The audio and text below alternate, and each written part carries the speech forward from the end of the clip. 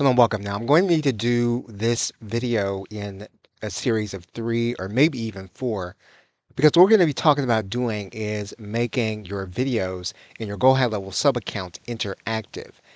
And so rather than do one long video, it's probably going to be best if we make sure that we cover one thing in this video and then cover this piece by piece. And some of these things are not necessarily going to be in the order in which you're going to do them, but you will need to do everything that I'm going to be saying in all of the videos connected to this process to make a video or series of videos inside of your Go High Level sub account where you are hosting them and giving them to your customer interactive. What we're going to do first is go to the memberships tab, and we're just going to make sure that we have a product. And so we're going to work with any of these courses. And so we can work with any of these that are going to be named here. If you are an Ultimate Insider, you have some of these videos in your product area already. We're just going to work with one set of videos. So what we're going to do here is we're going to go to the Automations tab because this is going to be the basis of what you're going to be doing to make your video course interactive. And to do that, you're going to create a workflow. You are going to start the workflow from scratch. And I'm going to continue with manual save. We're going to first start with the trigger in order to make your video course interactive.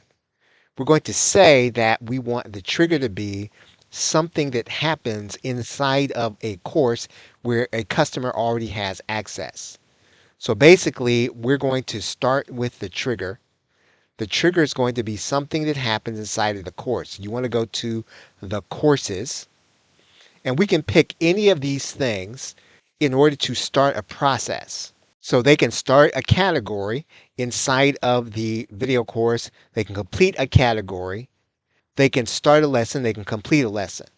And so all of those things can happen inside of a course if we're going to make what your customer is doing in that course interactive. So let's say that for the sake of this video, that we're going to say that they have started a category. Now we're first going to need to do, I'm going to go backwards here, and I'm going to go inside of this course, and we're going to now go inside of one of the courses. And what I'm going to do for the sake of this course is I'm going to just go inside of here, and I'm going to create a different category. So here's what I'm going to do. I'm going to create a category. I'm going to create a category, and we're going to call this video category. Again, you would call it whatever you want, right? So that's a second category. And just so that I can manage this process, what I'm going to do is I'm going to take one of these elements, I'm going to put it inside of this category, right? So there's one of the videos. I'm going to take another video. I'm going to put that here. And then I'm going to move that category up to the top, right? So we're just going to play around with the category. We're going to play around with the structure of the course. So there's our course. There's our structure. And now what we want to do is go back to the Automations tab. And what we're going to do is we're going to create a workflow started from scratch. We're going to start with the trigger. So the trigger is going to be something that happens inside of the course. And what we said was that we're going to say that the process is going to start is going to be they start a category. So now what I'm going to do here is I'm going to add a filter. And then what I'm going to do is I'm going to select a filter. And so I'm going to say that the filter is going to be a specific product.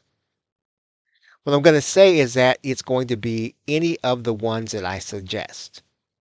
So the product is going to be any of the ones that I suggest. And what we just did was we named one. So we worked with one. We're going to find the one that we worked with. That's the one that we just changed the category in.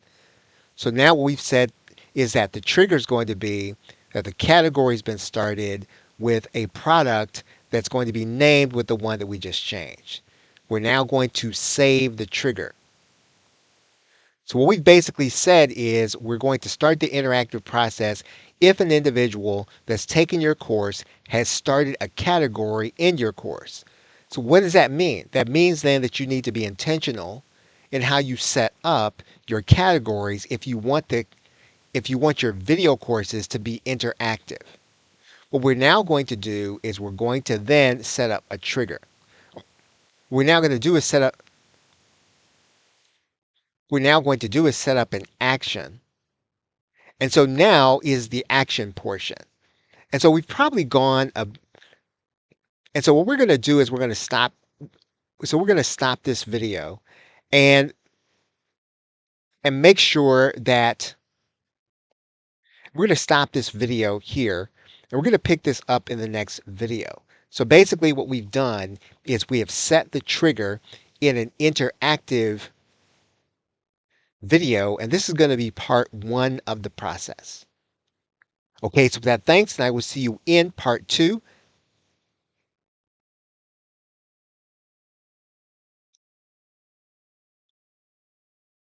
Okay, so with that, thanks, and I will see you in the next video.